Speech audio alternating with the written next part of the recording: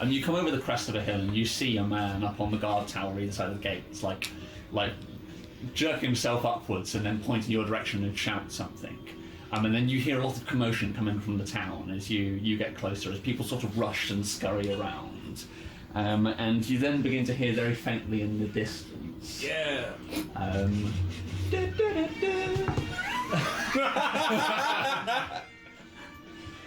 Just to fuck with them, just like, oh, it's Fire Guy. Like, 60 feet away by the gate, you can see the guy who always lit the fire for us. But yes, slowly, like the gates slowly swing open, and this procession begins to slowly march its way towards you, like fanfares and drums, and like it's a long sort of column of people which comes out of the gate. Almost there's people like waving banners and stuff.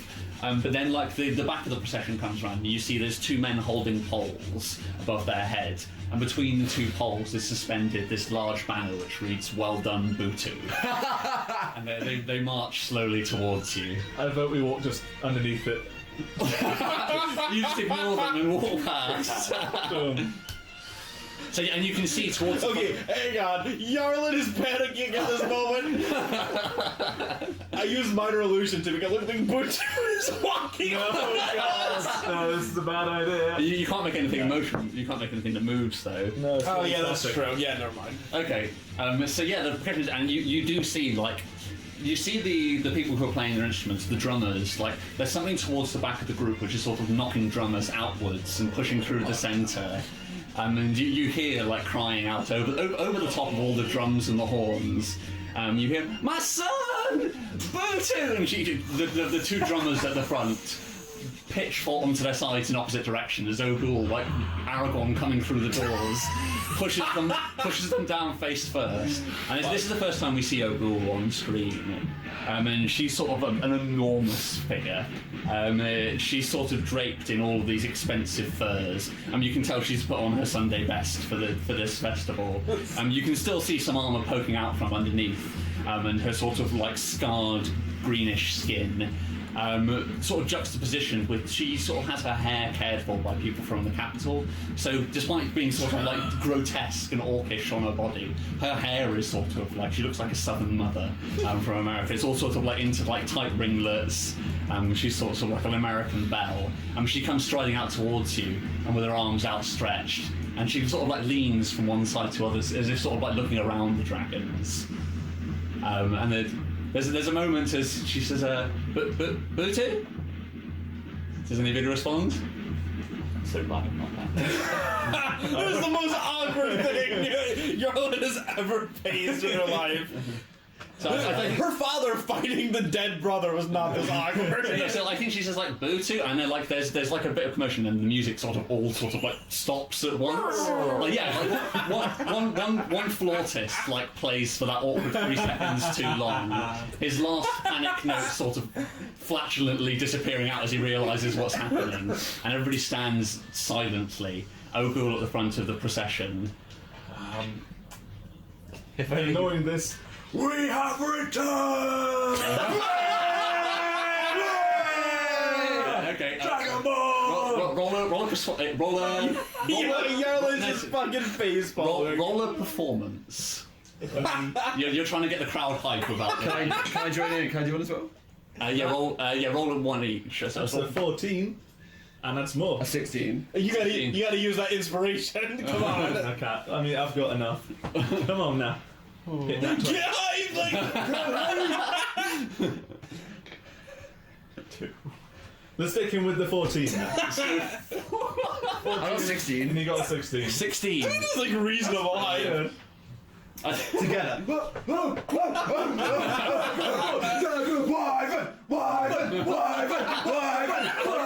I think like one of like the crowd begins getting a little bit hyped up. Like you see like towards the back there's some fist pumps beginning to happen. One more inspiration. Fuck it. It's worth it.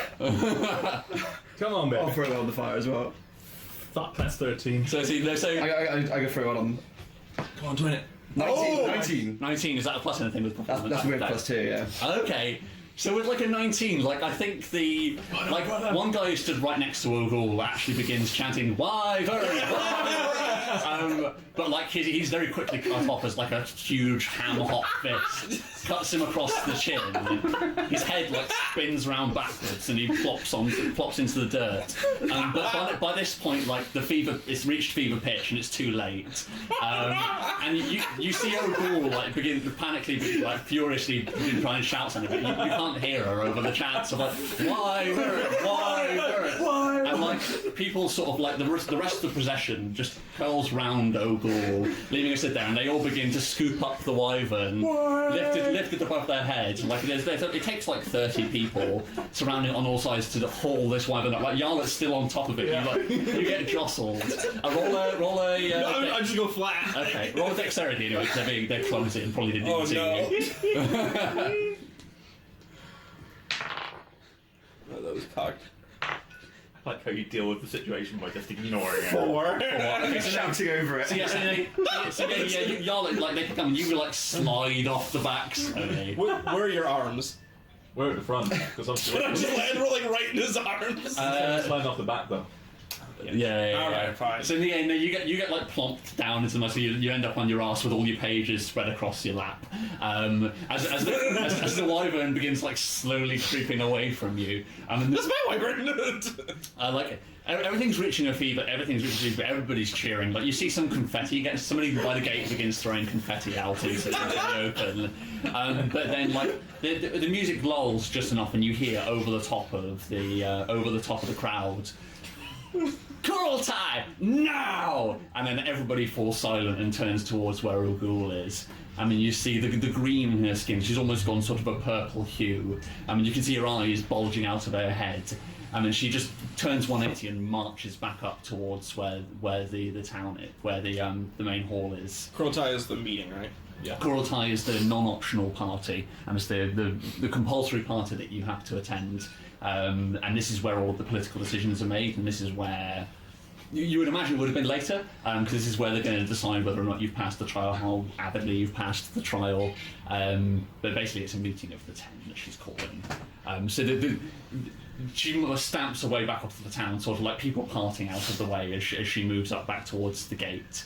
And so pretty much, you see a couple of guys would drop drums and break into a sprint back towards town, as they weren't expecting to have to do this part of the ceremony so early, and nobody wants to piss O'Ghoul off. So you see the wyvern slowly disappear off into the gate, with the people who have stuck her out, and everybody else dashes back up towards the top of town. So I would roll with the wyvern, and I'm like, and feast! Kurultai and feast! Okay, so yeah, I think I'm rolling with it. I think like, You're a fucking idiot. I think once O'Ghoul's like far enough away, the Yeah. people who are still with you, like this is still a very exciting event for the town for somebody to bring a wyvern back. And giant snake. And giant snakes. So the people who are sort of out of O'Ghoul's earshot, like, do begin slowly getting back into the swing of things. But as you sort of pass through the gate, like, are you guys walking in front of or behind the wyvern as it's getting carried off? Just in front. Just in front, okay. I might say, like, you pass through the gate and you look round, and we see the inside of Tai Cheng for the first time, sort of on camera. And you see all of the different tents in these strange configurations and shapes on the music tree. And like it looks very much like a camp would look like, a rugged camp that's been set up before a battle, if you know what I mean. Like, there's no sort of structure to where all of the tents are laid out. There's no sort of obvious paths through. There's just campfires. There's a few forges set up in various spots, like just out in the open in the centre of town. Some people positioning their tents near to them for warmth. No one tent isn't the same as the next. Like, some of them are made out of very pitiful creatures. Like, close to the gate, there's like, a goat propped up on a stick with some wolf fur thrown over the back of it. The deeper you look up into the town, you get grander and grander creatures as slowly the higher ranking members have their spots. But you come through the gate and you take a look to the side and you see stood off in the shadows, as Charlie stood there with his staff, staring pointedly at the two of you. First I'd be like, we need to find somewhere to put our wyvern. It's quite good. It's quite big. And then I would dash up to our father. Like he doesn't say a word initially, or he takes a look over to you following Din. Yeah. Y'all, are you going along as well, or are you? Why not? Just interject myself into this family moment. Okay. So like he looks the two of you over, like you're both like well and truly bloodied. And he takes the head to toe of each of you in turn without saying a word, and then says, "You look better than I expected, boys." They've got feathers sticking out of wounds. However, you've brought back more than scars. Come with me. I mean, You mean a wyvern? he 180s and begins walking towards his tents. Then we have to go. Cordial tie. So you say that, and he turns around and he says, "You do, my boys are coming with me." She's with us, so you don't want to go there on your own to the Kurotai yet. But it's not an optional meeting. Don't we need to show up? Especially when she's calling it because of us. We do, but there's time. Okay. We need to make time for this. Okay. So are you saying you trust Yarla and she should come along? So roll it. As obviously, In English or Draconic? in Draconic. Okay, roll it with advantage then, because I'm assuming you do trust Yarla. Oh, it's Ron saying it. Yeah, I do, yeah. Well, that's not a good one, so okay, we'll call it cock. Cocked. That's even worse. Thank Cock. the advantage. How about you speak for me, Tim? 11. So I think he hears like you're saying like you probably think a little bit too much about eating shit at the moment when you say that you trust That's harmless Yarla. pranks. And like a little. I should save my life on periodic occasions. She did, but I think a little bit of malice slips through in your voice. And he says, like, this is dragon business. You gonna make any attempts to convince Den, or? No. What the fuck? So you haven't got permission to follow Yarla, but it's up to you what you do now. Yeah, I'm gonna follow you. Yeah, you're gonna hang back a little bit and follow. I'm not gonna hang back at all. I'm gonna right when they start to move, I'll start to move as well. Okay. I think like he notices you doing so, and as you begin walking towards where his tent is, he turns back to say something to his sons and sees you following, and he says, "Why are you still following, child?" Because what you're discussing is my business. Okay, roll a. I'll say it in Draconic. Oh, nice. Yeah. Roll a persuade with advantage then. Oh, 19. Nice. Or crit fail, so 19. Okay. Can somebody give me a d20 quickly? Thank you. Oh, and +1 for persuasion. So. Oh, he doesn't see. Okay, cool. That's fine. So yeah, like he squints at you, and then squints at his two sons, and he says,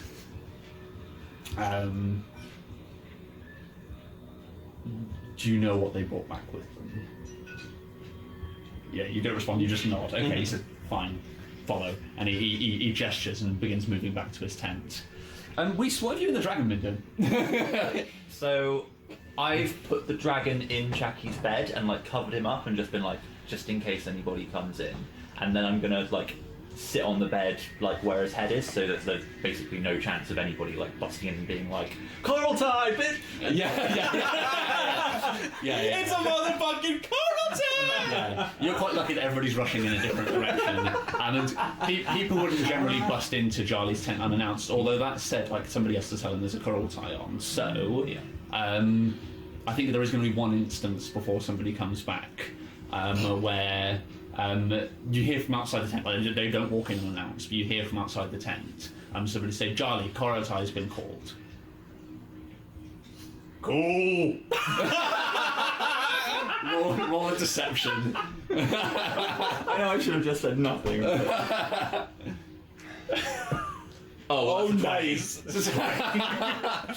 Like you say like cool, and like there's a nervous few seconds where you know that sounded nothing like Charlie, and you lean towards where the slitted window is, and you see the person who said it has already dashed off towards where Ogul's tent is. They didn't wait to see. They didn't wait for a response. They just ran off. You breathe a sigh of relief. And I think just at that moment, like the curtain to the tent gets pushed aside, and then Charlie strides back in with the three other members of the group. He brings you all in and pulls the door along behind. He says, "Time is short. We must make our way to the Coral Tai." Explain. Where did this come from? How did the you dragon find go? Like as you say, like the dragon like lifts his head out from underneath the sheets. Let's be honest. Like Charlie's blanket like draped over the top of his horns, and he looks out into the group like fairly innocent looking. He's fairly bloodied from the previous battle, but he just looks a bit confused as to what's going on. Your son found him. So further, we found Jackie. He's not with us anymore. He was holding this dragon and abusing it. Okay. Like he takes a long second to like stare at the dragon, and then he says in Draconic to the dragon, "Is this true?"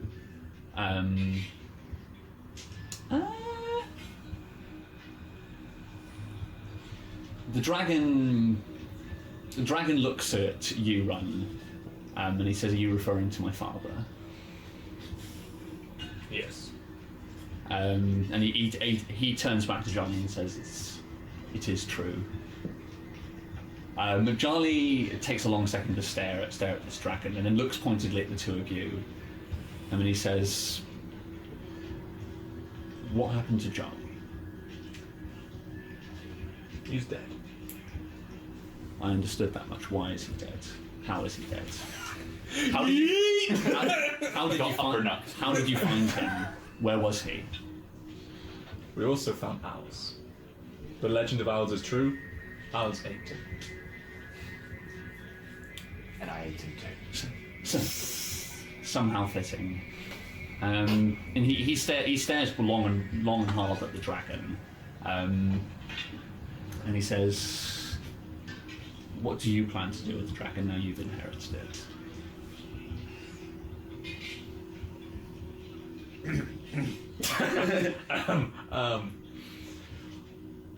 We, to be fair, we brought it home because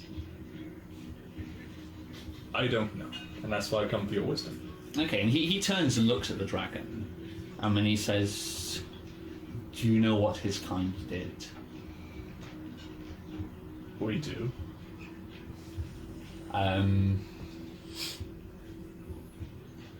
He sort of like stares off into the middle distance for a while, scratches at his long wiry beard, and then looks back to you and says, "For now we'll have to hide him. You have a pressing appointment. What are your plans with the 10? Ogul's not going to be happy. She'll do everything to sabotage you." How? She has sway in the 10. She does.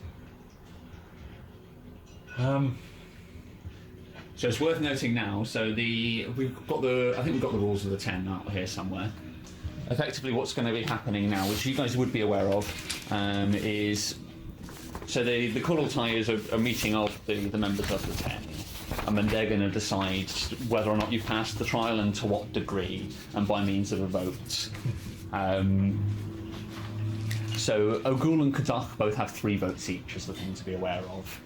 And Ogul has sway over most of the council. There's some who aren't. There's some who are more faithful to Shega, but particularly people like Marol, Yuzuntai, and Mongoljin are going to vote generally with Ogul. So we'll put that. Unless you convince somebody otherwise, this vote's not going to go in your favour. She'll find some way to rob you of this.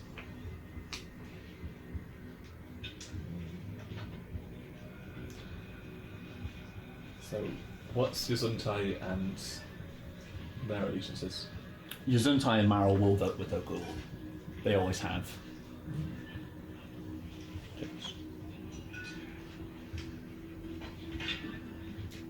Is anybody allowed to speak in the Kurata? yeah? Yes. So like random people can step forward and give their opinion. You can, but you'd be brave to do so at the moment. Right. Mostly the 10 will be the ones doing the talking. I would advise against talking unless spoken to.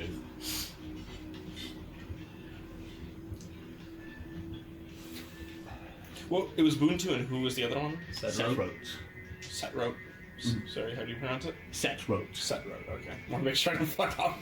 Said So the only one... Said. Setrote, was it? Oh yeah, because yeah, Setrote. Setrote, okay. Look, I don't know what actually happened to Buntu, but if I can maybe speak with my mothers and get their permission to speak, I might be able to dissuade Ogul, but it's going to be risky, and I'm going to be throwing my lot in with yours. We would be appreciative. Okay. And then I'll run out and see if I can catch Meryl and Yuzuntai. Okay, so you can dash off and do that. So as Weiss dashes off to try and find her mothers. So just so we're clear, Boontu and Setrote are still out there. The only one who's dead is Nuck. She would then try and say that we haven't succeeded because not a full party has returned. That's what I'm imagining. That wasn't part of the edition, I didn't think. When is that? You could just go. Oh, you're right. Of surprise. course, yeah. I take it. I was thinking. You can just go off on your own. Yeah, I he's listened. like Charlie says, like that's logical, but she won't see it that way. All she'll see is her son abandoned out in the fields. Is it better to tell that she's? But then we told Weiss that we said that He's dead. Yeah. No, Weiss was part of the lie saying that he's gone. Exactly. Weiss knows that he's dead. But what I mean is, if we were to spring it that Weiss is, if we were to then change it, saying okay, he is dead. That is the way things are, as opposed to like you say, because she'll just see that we abandoned him instead. It's almost better. I'd almost say it's better that he died fighting heroically. That's what I've been thinking from the start. Because otherwise, she could send us back out to find him, and I don't feel like searching for a dead body. How bad would it be if people knew that she left a weapon for her son? You A could tell weapon? the father. No, and this is meta, Yeah. meta talk. I think that's something you would share with Charlie. He'd probably want to tell you. He would say like a weapon. Okay. He says, "Where did you find this?" And he like takes it off you and begins looking over it. And like he takes off the bindings that Weiss puts on the weapon to inspect it more closely and looks at the charms hanging from it. This is clearly Ogul's handiwork. Bootu dug it up. As soon as we got out of town, as soon as we were out of sight, Bootu dug it up. He like hands it back to you, Din, and says, "This could be a chance. Any opportunity to sway Ogul's influence. You need every little bit of help you can get."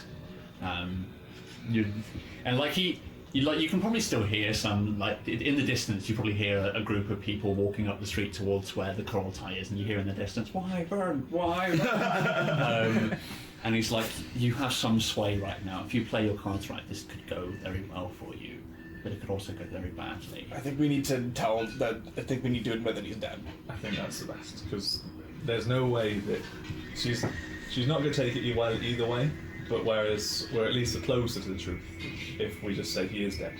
He died like a fighting warrior. the wyvern. Died like a warrior fighting a wyvern. Yeah. Okay. So you guys gonna head off to the Koraltai? Yeah. Shall we go and live in Southbar? Here we go. Koraltai.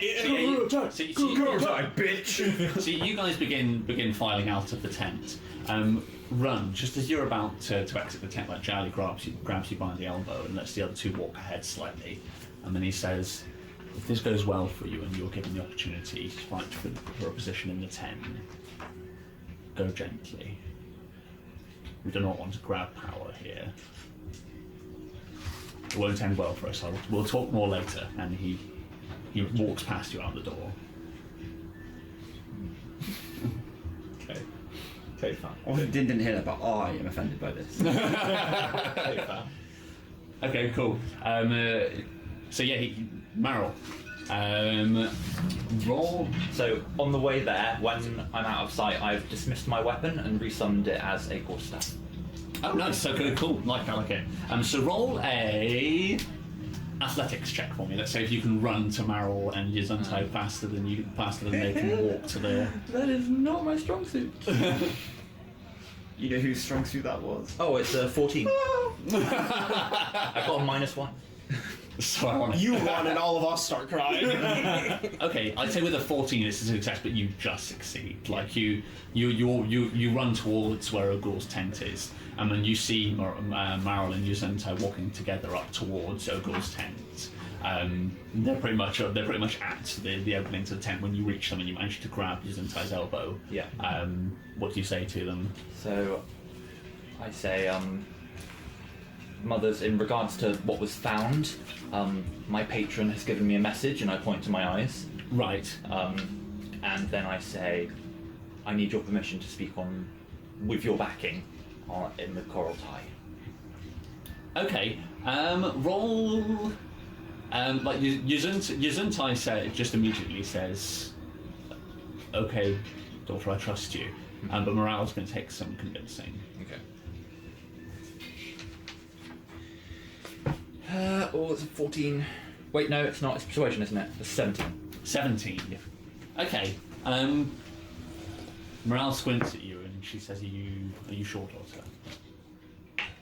It's risky, but I know that from what my patrons showed me, I need to throw my lot in with theirs. Whichever way it goes, that's the way it'll have to be. Okay, she squints and says, "We're still the only ones who know. Let's try and keep it that way best we can." We will do. Okay, yeah, and then she files in with you. Do you just head straight into the Coral Tie with them? Yeah. Okay. So I think, like, compared to most, you head into Ogul's tent. And it's sort of like a long. The first area you enter into is like a long sort of dome,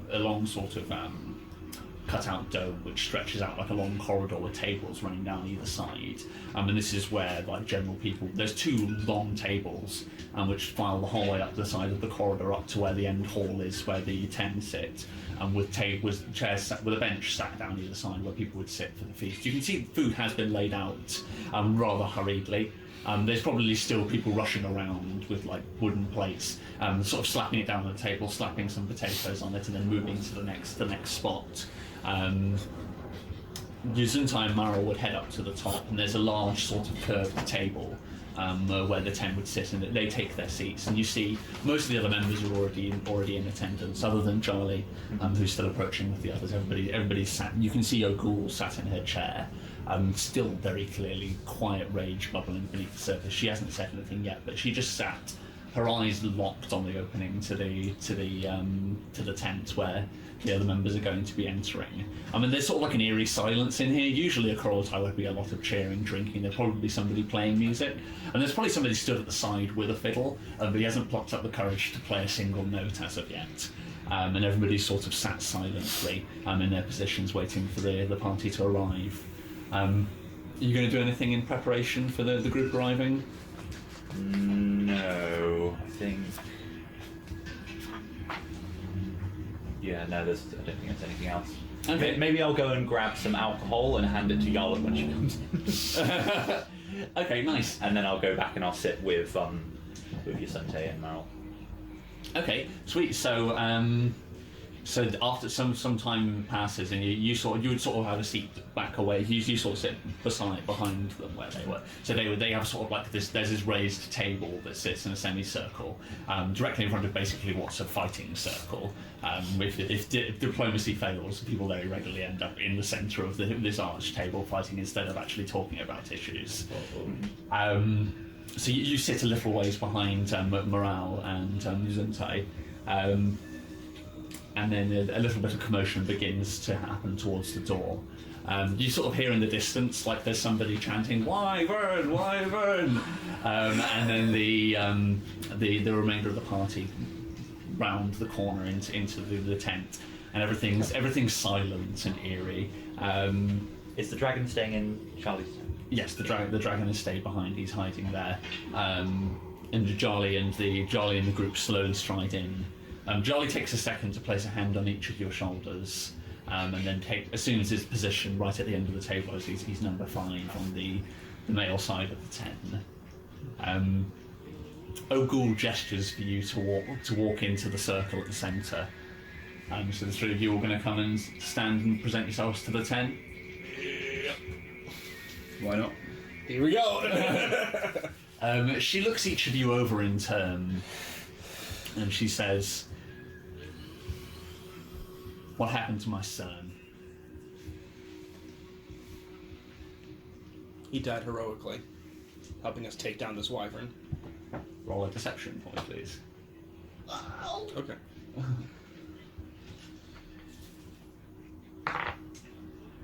9 plus deception plus 3, 12. 12. I think she's aware that she's probably fairly aware that Butu's never done anything heroic in his life. And she like squints at you, saying that. But then you notice she like turns and she squints at she casts an icy glare at Charlie, and then back to the group. And she says, "How did you kill the beast? The three of shouldn't have been possible with just the three of you." Well, we had other help as well with our other comrades. We had Said, we had Butu, we had Nook. I would raise that. There would be like one guy in the crowd just audibly like laughing. And she says, "So you downed him with... How did you arm yourselves? What weapons did you use? Did you trap it?" So How I was this produced my creature vulture felled? pick. We created this from a giant vulture and other things. I knock your armor, your chest plate of vulture bones. Mr. wearing that? Yeah. Cool.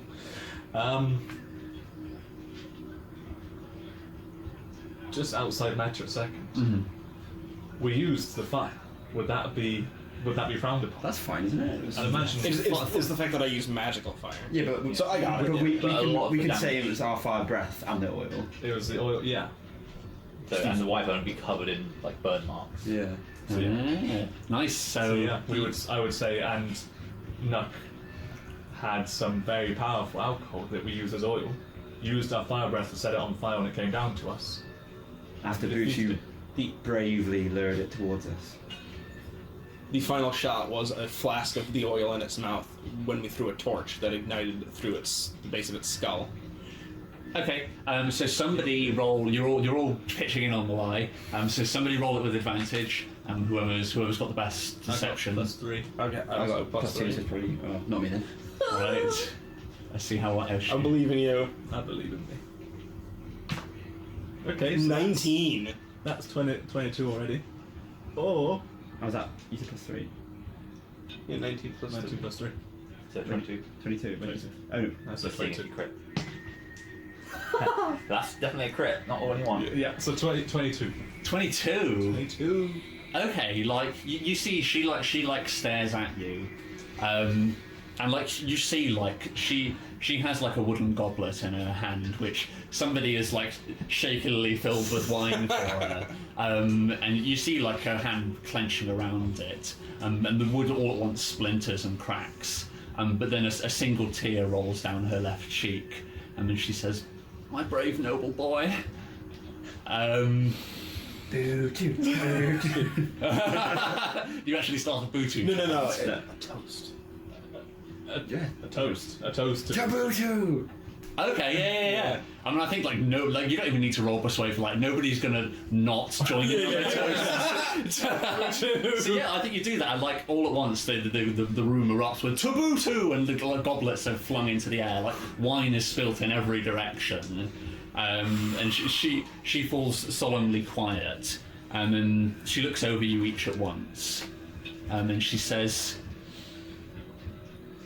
"Tell me of my boy's final moments."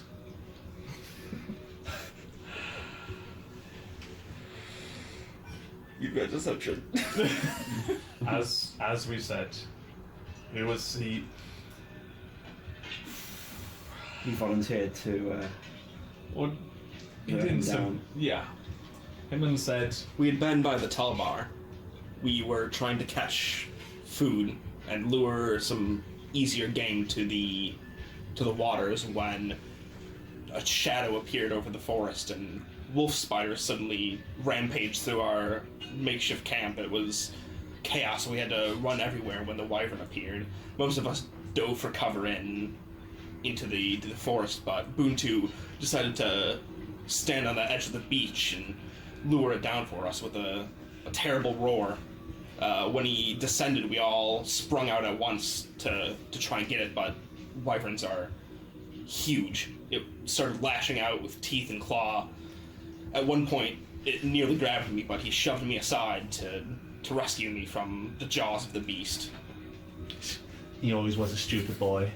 I love that he's basically getting credit for everything Nuck did. Sorry, Nuck. Fucking R.I.P. Nuck. Nuck died a bitch! He died to somebody. He tried to run away and got killed by wolf spiders. She says, like you've already, I'm not going to get you to like repeat the section. Like this is just an alliteration. This is just an expansion of the previous lie. So she believes you, but she asks you one final question. She says, "Where's my boy buried?"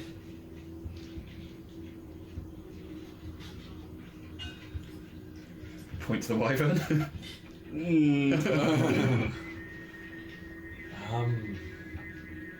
Okay, can I roll a history check? Are orcs huge on burials? Or would it be more like give their body back to the earth? It's the latter. Like so long as well, this roll a religion check. We'll see how much you know. Then you can roll this with advantage because it's your religion. You would know what she would be expecting of this. Come on, buddy. Wow, I crit. Fine. +5. For the win. Okay, you probably would have. Is that shocking? You probably would have learned it as before coming to the town, if you know what I mean, or as like as soon as you got to the town, you would have done as much research to acclimatise. Like, as long as you were given some sort of burial, there wouldn't be traditionally an orcish funeral. Like there wouldn't be like a headstone. Like the place where they fell, you would upturn the earth, place them in, and then just bury them there and there. Maybe leave a weapon or something like that. But it would be a very simple soldier's burial that she'd be expecting for him. I guess at the town bar thing. Not Yeah, too low, but So we buried him where he fell at the tall barn, so beside the cool waters. She nods gently and says, "I'll have you leave me there." And she gathers herself slowly and says, "But there's more pressing matters of your trial." I think you've convinced her strongly enough that she's actually going to give you her vote. She says all in favour of the group passing their trial. I mean, she slowly raises a single hand, and all 10 hands. And lowers her head. Yeah. all 10 members of the 10's hands slowly raise. And as they're all sort of stood in a circle, you guys take a second to congratulate yourself, but Shager at this point pipes up. I mean, this is the first time we would have seen Shager. He's sort of like a shrunken figure these days. He's a very old man. You can see he's certainly seen some hardship in his time. Like, he sinks back in his chair. He has scars all over every visible part of his body. His hair is sort of long and unkempt, a shaggy beard. And he's sort of shrunken back in his chair. He looks like he's struggling to hold his arm up above his head. And he says, "And I believe they've earned the right to challenge for the 10 if they believe they should so wish." All in agreement, and he keeps his hand up. But at this point, like, Ogul takes a second and slowly lowers her hand. And you notice that Morale and Yuzentai follow suit, as well as Mogul'jin would do the same. so they all bring their hands down. But we still have more votes in favor, right?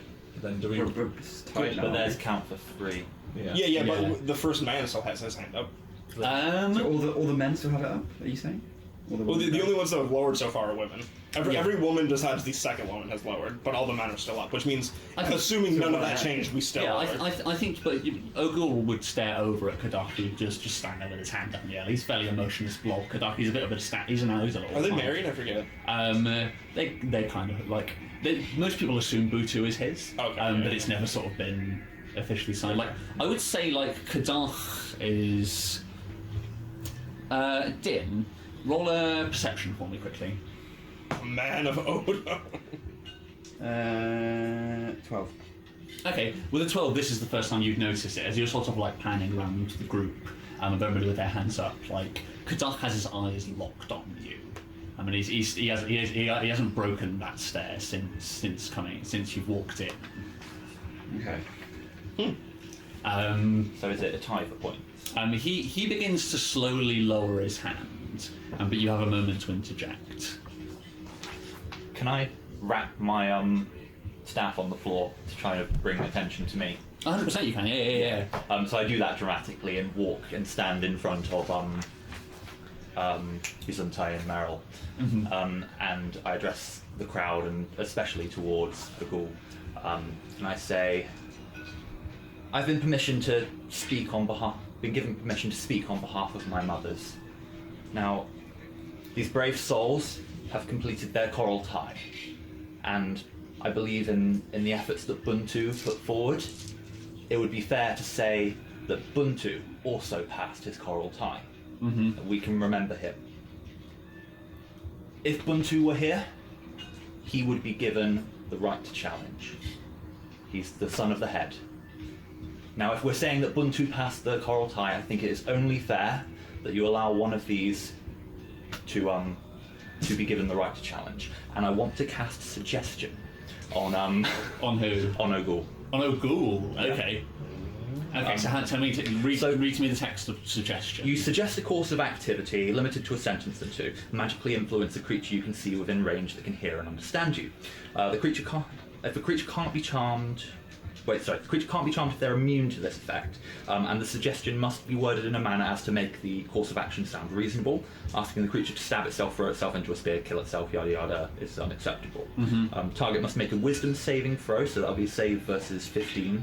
On a failed save, they pursue the course of activity to the best of your ability, and it can last up to 8 hours. Do they know at the end of it? No. Okay, so they think it was their idea. Okay, roll two things for me. So we'll roll for Ogul, and I'd also like you to roll a persuade because you actually did for the rest of the room. Yeah. And can I have a d20 from somebody? Oh, yeah, sure. Oh, thank you. So Ogul's save is she crits. Wow! Can I inspiration or something? I don't know. Not from their save, no, Okay. unfortunately. But you can be convincing to the. It just means she doesn't get suggested, though. Your Yes. words still might move her. Do you want it? That is a 12 plus 7, 19. 19. So like you see like there's a second where you like lock eyes with Ogul, and her eyes begin to sort of like slowly turn slightly purple, but she sort of like squints and shakes her head, and then the room sort of falls silent because Kadach has shoved his hand back up in the air. And he's got a big grin across his face. And Kadach, who never really ever says a word, he's usually just a statuette of a man. He grins and says, I want to fight a dragon. So with that, you do have enough votes. So any of you now who want to challenge for the 10, like Ogul like casts a slightly icy glare at Kadach, and then says, who of you will be first then?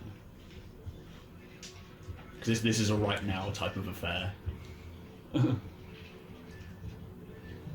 they all get to challenge? They can if they want. They all have the choice. None of them have to take it. You can challenge anybody in the 10.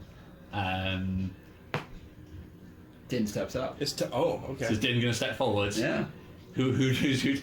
So Din immediately strides forward. And who do you point at? So,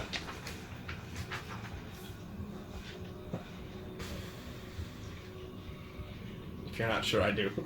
I know. Who would you say? I know one guy. Not for you, for me. Oh, right. Go for Shagga. I've got it.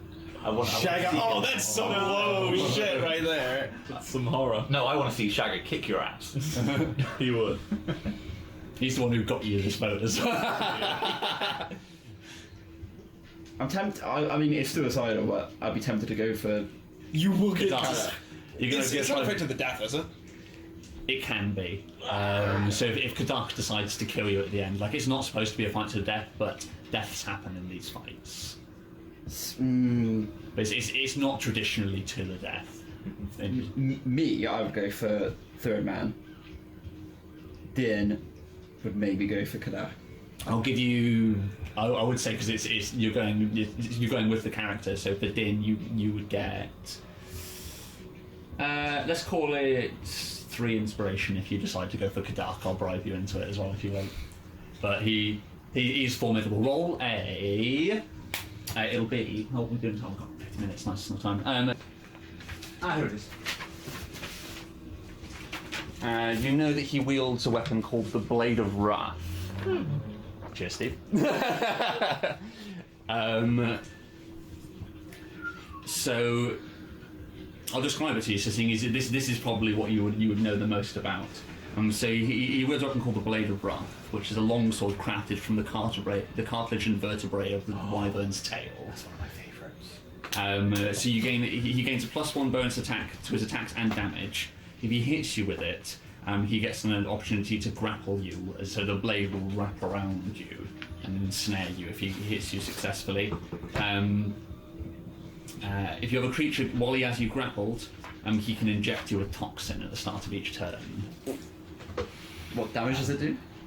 I won't let you know that, but I'll let you know over the course of 1 turn. How many hit points do you have? 40. 40. So he couldn't. He definitely, without critting, couldn't one-hit you. I feel like Din would go for him. Oh, Yeah. So nice. Yeah. Are we just challenging, like all 3 of us picking our challenges? Okay. Yeah. So yes, I did. You slowly raise a finger up and pointed at Kadak, and the grin hasn't left his face from when he proposed the idea. He reaches down to his side and pulls up this large blade, which you would have seen loads of times. Din, maybe you probably oogled over it in the Did past. Jolly say don't aim high? He didn't say it. Not to me, not to me. Oh! No, yeah. And the run didn't pass on the message. Didn't think I'd need to. So yeah, and he slowly raises from the chair, and like a silence falls over the room as he steps down. So Kadak is a huge, intimidating figure, whereas Ogul is half-orc. He's the full breed. I feel like Din would regret it as soon as he stands up. It's stoving time? Question mark? So yeah, he has armor which is made out of like he didn't bother making any armor out of the wyvern. Like his armor is just made out of like wolf furs and various different furs. His armor's many times over been repaired. It was obviously some sort of fairly ornate fur armor to start with, but it's been ripped apart and resewn together each time. There's a patchwork of different animals clumsily woven into it. And he has a bone shield which he lifts up and strides out into the circle. And roll initiative, Din. Let's. Oh shit! Everybody's circling in. Just come on, You're fucked. we have You're a- so fucked, dude. Like, 2-minute break Yeah. while I look at my spells. Yeah, and yeah. work out Wait a what minute. I'm doing with my life. no, keep going. Nice. So yeah, let's have a quick piss break, and then we will come back and see how Din fares against Kadak. First move, bless myself. Yes. That's all you need. By the way, I can't believe none of you spoke up about Nuck. We were Literally the reason why you have the wyvern. Yeah, they gave Butu the credit. It's in our hearts. We know Nuck. We They know know the Nuck is truth. one. But the true heroes don't get written in history. The truth is, nobody would have believed you. Like, Nuck had even more of a reputation of being a coward than Butu. Yeah. Like, what he skipped like 3 or 4 Yeah, like you were dragged out on your trial, weren't you? Yeah. So, you know. We all know. We all know it was true. We know that. Yeah. Also, I can't remember if Nuck purposely lured the wyvern down or if he just didn't move. No, he did. He Okay. ran out of the forest Okay. into the open. Yeah. Like basically what you described Butu doing was Nuck's Is final- literally what- Nuck did. Punched Except the Nuck- wyvern in the face. Except Nuck didn't die in the process. Yeah. This next one, a bitch. Yeah.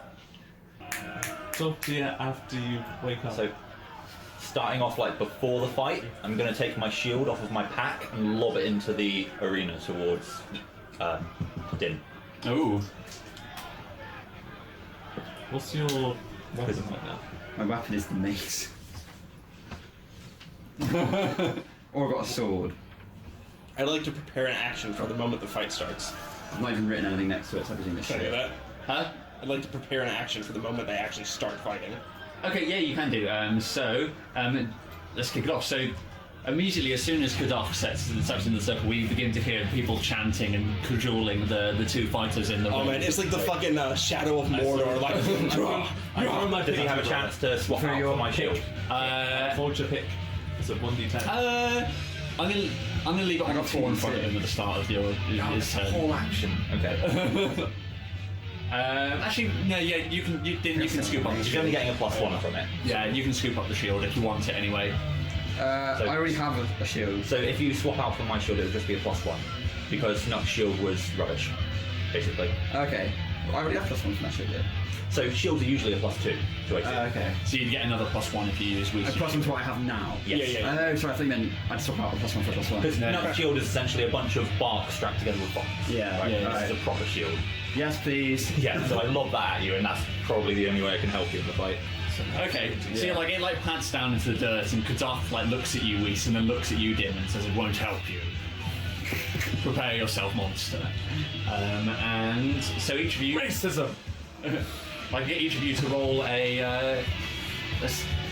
roll up your initiative. oh, Come on. all right. I wish I was a bard. 19. So you can play a song. Just so I can constantly give him bardic 19. inspiration. Oh yeah. Do I get inspiration on this roll? You can if you want. You can spend it on it if you want to. Sing the song for my making. 14. So Kadaf rolled a 7, Okay. and anybody who thinks they're going to get mixed up in it can roll as well. Yeah, I'm on my You might as well. I might as well get All involved. get involved, yeah. I'll roll in, but I'm probably not going to do anything. Well, yeah, it's much harder to interfere with actions because you're not supposed to interfere with the actual fight. Yeah. Right, so Din, what did you get? 14. He got a 7. Whis, 12. Yala, 19. Run, 5. Got you back, buddy. Slowly. Slowly. I am now the fastest one in the group. Now that Nuck is no longer. Wait, you were. Well, I know I was. Technically. But I was going to be slower again when he did his plan. You were walk speed, you were faster, but Nut could, triple dash? Yeah. Fucking ridiculous. So yeah, so these two hulking figures stand in the centre, and probably the two most intimidating looking in the room, depending on what condition Run's in right now.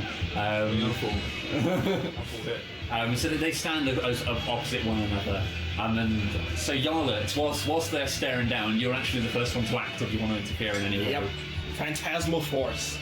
So this would be, you can't just cast this silently, like somebody's probably going to see you casting Phantasmal Force. Sure, but I would make it look like, because most people here don't know jack shit about magic, so I would almost make it look like a sneeze or something. You know what I mean? Right. Like, I'm not sure exactly what even if I had to go like ha, you know what I mean? But it'd be like ha, Right. Okay.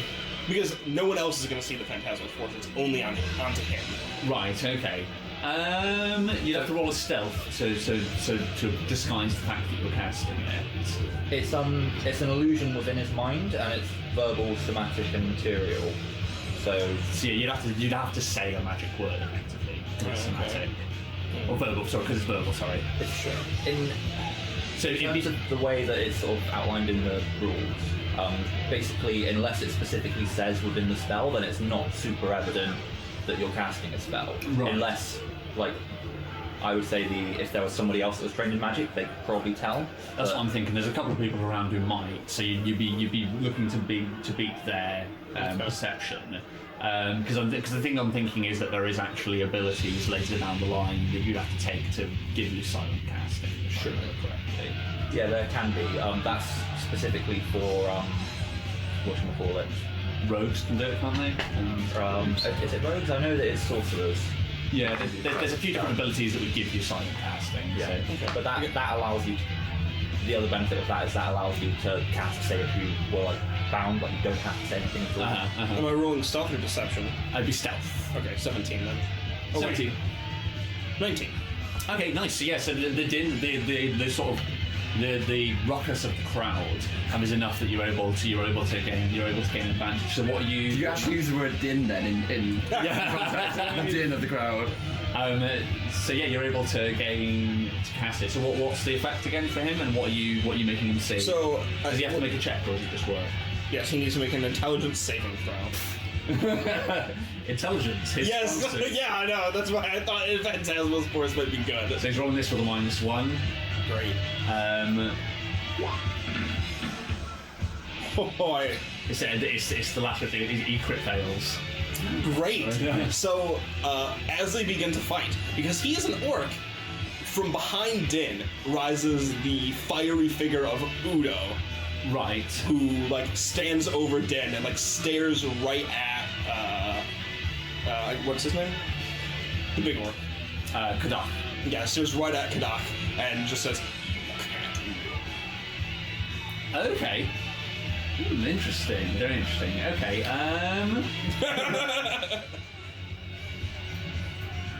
Who's going next? So Din is next. So I'd say like Kadak takes like half a step backwards away from Din, but he's clearly sort of staring up above Din's head and behind him as he does so. So 2d8 plus 1d8. So I roll 6 of these. Yeah. 7. 4, so that's 11. 8, 19. 3, 22. 8, 30. 1, 31. Jesus. Paladins. Paladins for the win. Nice. So we get this from Kadak's perspective as he sort of like leans back and Udo raises up behind Din. As Din strides towards him, his eyes roll backwards into his head. I mean, he lifts up his mace high, and we sort of see Udo's strength coursing through Din's arm as he brings the mace down. Kadak raises his shield up to try and block the blow, but Din's mace bites through the top of the shield, sending splinters flying. And then the mace clatters into the side of his face as he gets punched down. And then he yells, "Udo, why?" Whis, it's your turn. You interfering anyway? I shout cheers of inspiration towards you. Ivan. Yeah. Go! I haven't asked you your name. Does he look hurt? Yeah, he does. Like that was a hefty blow. nice. So like you caught him off guard somehow, and you managed to land a very hard blow right at the start of the fight. So he has to spend a full action if he wants to inspect this thing, doesn't he? I think he's just going to fight you though, to be honest. My question would be, would he even have the will? Like, as far as he's convinced, this thing is the literal god of orcs standing behind him, telling him that he's going to fail. Yeah, but there's also a god who would want him to be fighting right now. Yeah. He's the god of orcs. Like, if he did anything different, he wouldn't be following his god. True. At the end of this time, I'm going to see if anybody realises what's going on as well. But yeah, he's going to lash out at you then. So he whips across with his blade. Does a... Oh, I don't think it does. Does an 11 hit. No. So yeah, no, he lashes out on you, but you raise Whis' shield. If it had been a more slight shield, it wouldn't have absorbed the blow. But you bash his blade aside. And it's where it's sort of like loads of vertebrae linked together, like the vertebrae whip and chain. This is going way better than expected. Then next up it is Ryan. Are you going to do anything? I don't. It doesn't look like I need to right now. Okay, cool. I shout, "Whee!" Well, thank you. Right, there's only... Let me check how many magic users we have in the room.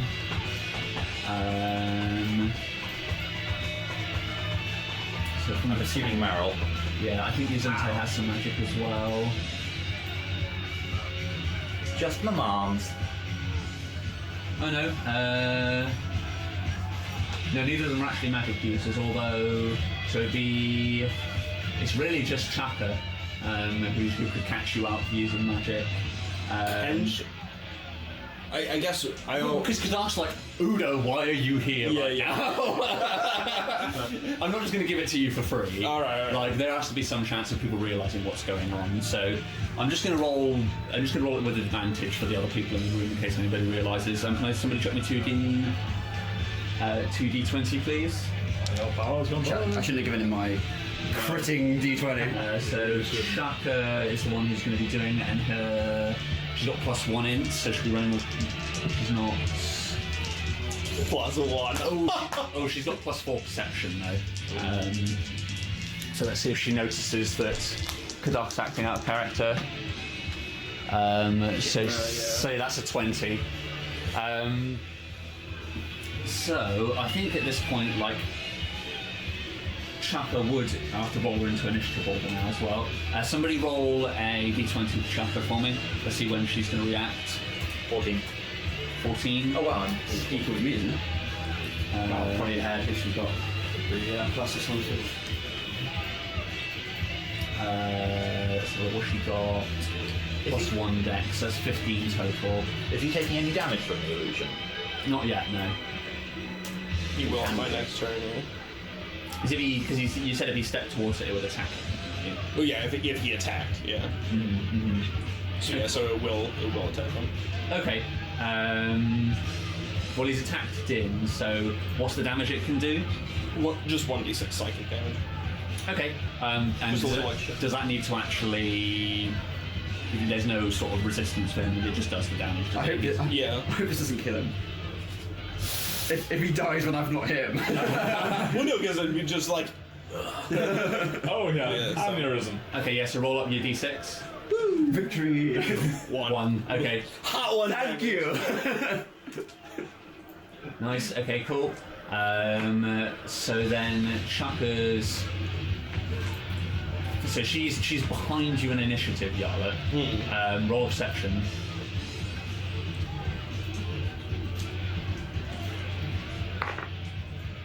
Ooh, 18. Or is it just spell magic? 18, did you say? Yeah. So you see her like putting 2 and 2 together, Yeah. and she begins to like turn and look at you. How would she? I'm not sure because once I cast it, it's just. You're like one of the only magic casters. She didn't cast it. Yeah. So you're the only other person in the room who casts magic. Also, just for a little backstory, I think I rolled this before, but I'm well aware that most of her magic is like smoke and mirrors, right? Like her blessings and all that she stuff. does a lot of that sort of stuff. I wouldn't necessarily say it's all smoke and mirrors, but a lot of what she does is like scattering bones and that sort of thing. Like the stuff she gets up to on a day-to-day basis. You wouldn't probably have seen her casting any magic. Okay. But you don't know that she's not in any way inherently magic. Sure. And I can tell you she does cast spells. So you get to act first though, but you see there's this moment where she's like turning towards you, like eyes wide, and you can see the cogs going round. And you have a chance to interject something. She's going next. So. What do I want to do though? Why?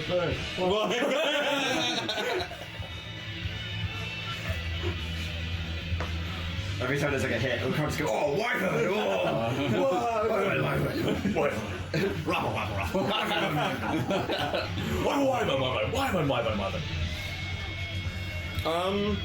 Just to give Matt some more thinking time, can I ask, did Ogul, did she react to my attack? What do you mean? Sorry, me Using the mace. Let's get to roll of perception. Somebody roll a d20 for me. Let's see if she spots it. Go on, with your crit die. Fuck, 18. 18. So I should have rolled it. So yeah, well you do see her eyes locked on. So anybody who's looking in Ogul's direction would see her eyes following the mace with each swing. Like most people's eyes are doing the same, but you can see a certain recognition in hers. She's not saying anything as of yet because this is all happening over the course of a couple of seconds. But she has seen the mace. I guess It's not beneficial for her to say anyway.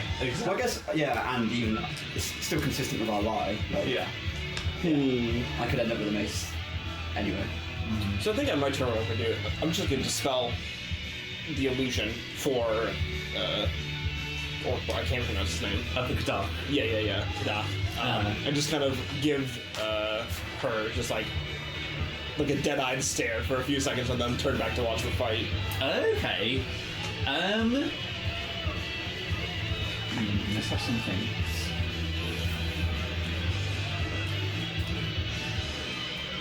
How would we decide this?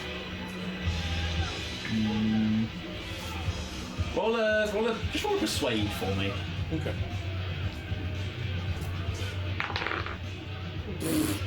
I'm gonna spend an inspiration because that was a crit fail. Okay. Well, then you can't. I thought it was. Oh, I thought we said you couldn't crit fail. We need to make a decision on this. You said earlier you couldn't, and it was only crit fail if it's in battle. Yeah. What was? Yeah. Yeah. So But I don't know. I've always thought you could crit fail a skill check. I'm gonna check that quickly. either way, for purposes of this roll, that is a crit fail. So, Well, yeah, but I was going to spend inspiration. But we'll see. Comes up straight away. No, well, it says rules as written. You can't technically. Could you grab that dice for me? But it's whether we want to use it as a balancing measure for the fact that you have 10 inspiration to spend is the thing. Yeah. So it's a quick discussion to have now. Do we think that we would want to cancel out? Because I was running it on the basis that you couldn't previously, to be honest. Okay. I think by the nature of crit fails, I do think I'd want it to be re-rolled. Yeah, because otherwise you'd never crit fail anything. I think it negates the fact that you have multiple to spend now. It would negate. So I think we have to have some sort of balancing measure. So no, I think that is just going to be a crit fail then. Okay. So on her turn, Chakak's next. She stands to her feet and yells, "They're cheating!" and points out into the centre of the room. Somebody roll a persuade for her, because this is in the middle of a rather high octane fight. She might not even get any 13. attention. 13. Who's she pointing at? Just into the centre of the room. She's pointing at Din right now. But she says they're cheating. And I think Ogul's got eyes locked on the mace, so I think the two together are enough that Ogul stands to her feet and yells, "Stop!" And so Din, you're sort of stood over Kadak with him there with like a bloodied nose, basically cowering at this point. And then everybody freezes and looks at Ogul. Let's have a look. You are next in initiative order, so you don't have to stop. But that's what's happened around you. Is the room has come. Oh, Din's in stove mode though. So the Powering, you say? so he's on his back, sort of like carrying over you. But Ogul has yelled stop, and everybody is frozen and is staring into the centre of the ring. Just mace. You're gonna keep swinging. Mace. Yeah. Yeah. Keep attacking. So yes. So roll your attack. That is a 19. That is, yeah. Advantage, remember. Oh yeah. See, Great. that was a crit fail, so no. And then I will also I'll roll for my extra attack now as well. Yeah. Double mace. 20. Well, that's a crit then, yeah. You can't unnatural. Oh. So they're both 20s. Okay, yeah. Roll damage. I will double divine smite again. Nice. This first level now. Yeah, they're both first level. So 2d6 for damage. So 7 and then 10. 17 for the regular mace hits. Yeah. And it was d8, wasn't it? 48. Jesus. Fucking blitzing this dude down. 7, 11, 16, 22. Okay, so this is now very important and a great place to finish. So, Din, Ogul yells stop and everybody falls silent. You get to choose because it's your damage. Are you dealing deathly damage or not? Or are you knocking him unconscious? Unconscious. Okay, so yeah, she yells stop and he turns to look at Ogul. And as you're doing so, you just plant him on the side of the face with your mace. And he just goes completely limp on the floor and falls unconscious. And the room just falls silent. Everybody stares in. Ogul sort of stood pointing at them, a mouth agape, but Kadak a bloodied mess on the floor. Chaka's still stood where she was previously, pointing out in an accusatory position. And I think that's probably where... Din, you get the final moment. As Din sort of looks up towards Ogul, what's the expression on his face before we cut to the credits? A grin. So Din grins as the room stills all... By the way, Din thinks that the cheating is the divine smite. Because he doesn't know about Yeah. She can't prove it. She can't prove jack shit. That's fine. So Din thinks I've not cheated. I've won this fair and square. Yeah. So in Din's mind, he's the new chief. Yeah. As you plant Kadark down, he falls unconscious. The room just stands completely silent as everybody stares in at you. Nobody's sure what to take in. There's silence over the room. Does Din say anything before we pan? Yeah. Just in the next room, Din calls out, "Why?" And with that, the credits roll. Oh boy. Dun, dun, dun. Wow. No damage. So yeah, add an inspiration on for yelling as well. That was nice. I like that. Oh, tainted victory! No one will ever know. So there's going to be some good. But I would have struggled about that sweet 1 damage you did. I was expecting it more to intimidate him. But... So what else do people remember from last time? 20 there. I've rolled like 5 20s and 1s. What's his name? Need to keep going. There we go. Okay. Kadak.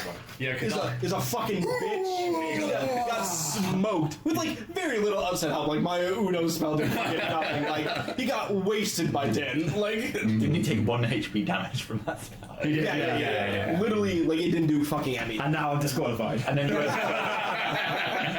you overshot him by like, what was it, 20 damage? It was a lot. Yeah. Well, I think the other thing I need to remember from last time is that we need to get him to roll on the lingering injuries table because you definitely did more himself. Which is funny because it was compared to the amount of damage we've seen Din do previously, it was just a spectacular amount of damage over a very short space of time. Din fucking removed the Mike Guy imposed braces. It was like it's just this one sensei. I gotta go all out. Fucking wasted his ass. Oh no, you don't. So basically the summary of the last episode. So you guys. No. No, don't. There you go. I didn't even want to like honor it. I was just that should be said. I just didn't want You to. should have damned on his corpse. This one's for Nug.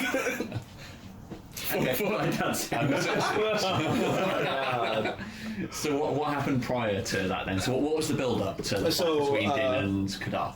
We got back. They threw us a jump party.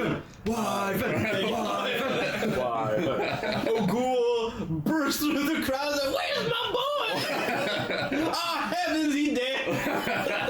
Oh lord!" Yeah, that's about right. Pretty much, yeah. Had a giant meeting where she accepted the death percent pretty fucking quick. Considered we're like, he died like a hero. She's like, taking it, like that's the best I could have taken for my shithead of a son. Yeah, he was a prick. Everyone in the town knows that he's a fucking bitch. So That's the you thing, tell like- me he dies like a hero. I think that's a big part of it. Like I think in her head she was like, her full expectation probably would have been he was going to die like a bitch out in the field. Yeah. So at least he died like a hero. Fighting up a wyvern barehanded. Like, Such a good job. He died like a hero. really went plus ultra that Didn't one. just get given the credit for everything Nuck did. We all damn silent. Like, fucking rest in peace, Doug. He was also the fastest man we've ever seen. Until he leveled up. Yeah. So as well as that, there was the dragon was snuck into town by Weiss. Yep, and for some reason nobody suspected me of magic yet. Yeah. Even though I'm like, everybody look that way, and I'm gone. Damn, she's stealthy. I guess I assumed you were using magic as another magic user. At no point was I like, how did this happen? I'm just like, hey, yep, that'd be magic. You guys never looked back over your shoulder. I just thought you were as stealthy as Fire Guy. Fire Guy's pretty stealthy. He just appears like boom. He's on top of you. How the fuck does everybody keep doing that? I gotta learn me some of that training. That's got runs like, how? How does everyone keep doing it? How do I do this? I should have put some points in Dex. Alright, sweet. Okay, I think that's a... And Shaggy's being a little bitch about it too. Just FYI. He's like, you can't come with it. I'm like, well, I'm coming. He's like, fine, but I don't like it. Yeah. Cool, right. So, let me just quickly grab a piece of paper and a pencil. Cool. Right. So normal rules apply. Only one scene from the previous episode, and roll credits. So I want the picture of our brother being thrown into owls. Nice. Oh, yeah. I want the slow motion, like, where's my boy? It's like muscles through the crowd. Just a pose of Whis pointing at the dragon with a sleepy-eyed Charlie. Yeah. Close with the stern face of Charlie seeing the dragon. Nice. Yeah, I like that. I think it'd be good seeing Buntu getting mopped to death. A sea of fists chanting "Wyvern." A montage of Whis plucking like 15 birds. Just a superimposed image of everything knocked in slowly placed by Buntu dabbing and fights off the wyvern. I remember him so well. Booty running and crying. Yeah. Can we have one of Nuck punching the wyvern in the face?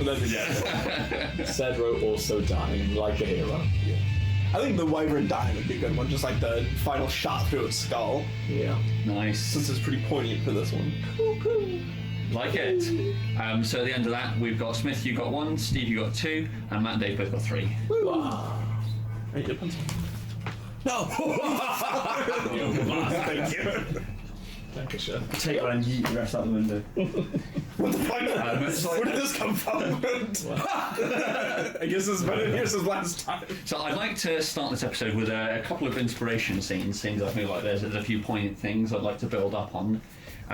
So the first one, I think, I'd like to find out a little bit about Din's past, because we haven't done one of these with you before, Smith. And I'd be particularly interested to find out how Din actually got into the faith of Udo and the Orcish gods. Because a bit of backstory to that is like, it's not really, Udo wouldn't really be Din, like, Charlie doesn't worship Udo. Udo is very much the faith of the town. He's an Orcish god. The initiation for him would have been a fairly ugly process that involved like bloodying yourself and smearing it over your face. How did Din actually end up getting involved in it? Is it something that just happened naturally? I like stoving. Yeah. Which religion encourages stoving? Yeah. So do you like to think that somebody, because Kadark would have been sort of like a senior figure in it, and Chaka's this religious figure for, like, it's the religion of the town. Yeah. How do you figure that would have happened? Would it happen quite naturally for Din? It would have been basically whoever did the most badass things in Din's eyes, he would have just followed whatever they did. Right, okay. So would you have had quite a lot of admiration for somebody like Kadark or something like that? Not anymore. Well, yeah. Never meet your heroes. Never beat your heroes. I like heroes who don't lose. I'm the hero now. Okay, interesting. So what would we, if we were to sort of see it? One for each name. So if we were to sort of see it, would there have been a sort of moment that would have triggered it? So if we were to sort of see it as a scene in the show, as the credits sort of fade out to black, and what would this be the scene which would display Din's growing faith in Udo? Would there be a particular moment that would stick out to in his past that would have drawn him into it, or was it something that just happened gradually? Probably gradually, as I said, just as he sees people about town doing the sort of things he respects. Stoving. Yeah, a stoving here. So what would the first stoving Din have witnessed look like? When did he gain that taste? Probably out on a hunt, putting an animal out of its misery. Oh, so you think he did it? You think it was him? No, he probably saw it, but maybe rather than reading it as a sort of a nice act to help the animal, he probably saw it as something pretty badass. Finishing off the animal in style. Yeah, so it probably would have been, so like one of the members of the Ten Tabor is very much responsible for training people to become ready for their trial. So taking the young people who are born into town out hunting would have been something he done. So he may have been one of the first people you witnessed. So we'd probably see Tabor over some freshly shot kill, arrow point outside, and it's struggling to breathe, with Din and probably Run stood some ways a little way off. And then as Tabor stoves his head, we probably see the scales stand up on the back of Din's neck for a second. Nice. Okay, so has anybody got any questions about Din's past and his association with Udo? Anything you guys want to know? So do you actually believe in Udo? Or does he actually believe in Udo? Or is he more just like, I want a stove, and this is a free license to stove. I think definitely the latter. I don't think it's that important to him, really. Okay. Even after meeting him. He was like, I just want a stove. Get out of my way. I think that's rather apt, especially seeing as your encounter with Udo is basically you just smiling and nodding your way through. You're like, who's this guy? Yeah, how long it took you to realise where you were? You're like in your own religion's afterlife. You're like, where the fuck? So when you're confronted Look at this bellend on top of a bunch of helmets. Dickweed. Nice. Any other questions about Udo's past? About Din's past? Udo's past. Now we're really getting Don't ask Din. Yeah. Is Din afraid of Udo? No. Interesting. I like it. Cool. So pick your favourite. So add on a couple of inspirations, Smith, Cool. and then pick your favourite question. And they'll also get one inspiration. I liked Matt's question. Cool. Rather aptly, Matt. The second inspiration I think, which I think is very relevant to this session, is I want to get a bit of insight into Yarla's past, because it hasn't escaped my notice that Yarla has a slight disregard for the rules of society in general, or just rules in general. I mean, I'd want to know a bit of backstory into sort of like just what scene would we see that would sort of demonstrate how Yarla became the way that she is and how she's sort of like, you know, back in Atha, she wasn't opposed to breaking the laws of like human society and practicing necromancy, and then once you're in town, the no magic was very stiff. You gave it a stiff ignoring. Sure. So I'd want to start getting some sort of insight into Yarla's past, or some sort of illustrative scene of maybe her younger. Okay. So I guess that would go back to Afa, obviously, when she's very little. And probably seeing someone punished for something that she didn't quite agree with. Like, even as a little kid, maybe like someone stealing, or that was punished for thievery, even though they were starving. Right. And then, you know, in her mind, she's asking her dad, she's like, well, you know, he needed it. And they're like, well, stealing is wrong. And she's like, but he was going to die otherwise. So clearly this is the better option, getting whipped. Or, you know, whatever would happen in Afa. Okay. So you sort of have like this long drawn out conversation with your father, and eventually you always reach the same sort of ends where it's just like, well, because it's illegal. Yeah, exactly. Or because it's wrong. And then it would probably, you know, like the scene would kind of like fade away to her conversations with Bumpky. You know, her also not law-abiding friend, who was like, oh, we should go like snag some ale. And be like, well, we're too young for that. So Bumpky's just like, who cares about that? Like, let's get crunk. Like, don't worry about it. And Yarla just be like, yeah, you know what? Like, that sounds like a really good idea. It's definitely not because I have a girl crush on you. So let's go. And then yeah, like even with the magic, like still going back to like her necromancy practice. In her mind, the only bad thing that she did is the fact that, like, you know, maybe it's her walking through the woods, kind of reflecting on what just happened, how her brother died, how she failed to bring Bumpky back. It's not because she was practicing this, you know, awful magic. It was more that she did it wrong. Right. And that's why she is so upset, because, like, I could have brought them back and I fucked it up because I'm a bad mage. Right. So I just need to get better. So we get a scene of like Yarla looking through the woods, looking what we seen. We would immediately appear to be like pensive and regretful. Yeah. And he's like finally realizing she's done something wrong. She's like, fucked up the spell. Yeah, she doesn't. Zero remorse for actually attempting this dark magic. It's more for the fact that, you know, she killed her brother because she screwed up. Right. She blames herself, not the magic. Okay, so any questions about Yarla's past and the scene that Matt just described for us? So before the trial then, obviously you're trying to hide using magic, but then also you'd want to be at least accepted or be useful around the camp. What did you do? When I was... Just like as part of the camp. Okay, like before the trials. I think that would be more... like, again, covert, because she doesn't think magic is bad, but she's well aware that these people are not exactly the most accepting of magic yet. So it would be very much like the fire guy, but even more subtle. She'd be like, oh, I'll cook that, no problem. And then when, like, everyone turns away, just like, quick starts the fire and be like, oh, look at that. Like, I'm so good at cooking. Like, amazing. Or things like that. Like, if someone was like, oh, can you, like, build this? And be like, sure, minor illusion. And, like, oh, it's built. Oh, it fell down. Like... blame that on the shoddy the shoddy wood we got, or something like that. Nice. Any other questions about Yarlet's past? And how old was it when you found that you fancied some bumpy trail? Let's get to the heart of the issues here. Yeah. How old is... She's 16. Oh, wait, that's my spell bonus. She's 16 still. Okay, probably, like, 10. Yeah. It probably would have been sort of like sort of like reaching sexualization, if you know what I mean. Yeah. Probably just sort of like, I feel like I want to spend a lot of time with Bunky. Yeah. Don't really know why. Did you just refer to puberty as sexualization? Yes. But even before that, like, maybe more important is the fact that if it plays through the scenes, you know what I mean? Yarla's never been particularly attracted to other females. She's been attracted to Bumpy Trail. So it's more that her best friend became the object of her desire rather than I like women over I like men. Ah, interesting. Okay, cool. I like it. So Steve sounds like he's got. Yeah, Yeah, go for I it. was just to say, with Yarlet's like disregard to the rules and the fact that she can use magic and lots of other people can't, do you think that leads to like a little bit of a superiority complex? For sure. Like, absolutely, like, especially when she was, like, laying out the plans for the vultures, like, the moment that, like, they got the vulture kills, like, in her head, she's like, I'm so fucking smart. Like, these peasants don't even know the level of my brain power. Like, these two dragons, that one's really good for ride, that one's really good to make eat shit. Nuck's the same size as me, roughly, so like, let's go, I'll power through this trial, I don't have to do any heavy lifting, I'm gonna ride on top of the wyvern. That wasn't my fault that we got locked in this narrow corridor. There was some bad navigation on there. I think I gave the right direction. they just followed them wrong. Yeah.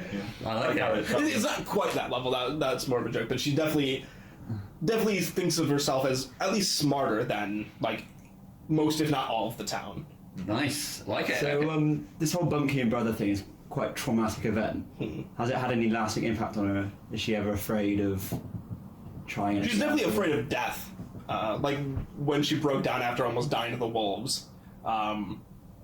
She's afraid of death because she knows no one's strong enough to bring her back. Yeah. If there was like another mage, she'd be less worried about it. Where she's less worried about you guys dying, because in her mind she's like, no, like even though Nuck's gone right now, she's like upset, and she got over that pretty quick. Because in her mind she's like, well, I mean, he'll come back.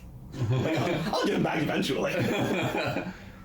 Nice, I like it a lot. Okay, cool. So 2 inspiration for you, Matt, and then pick your favourite question, and they can also gain inspiration. Fuck.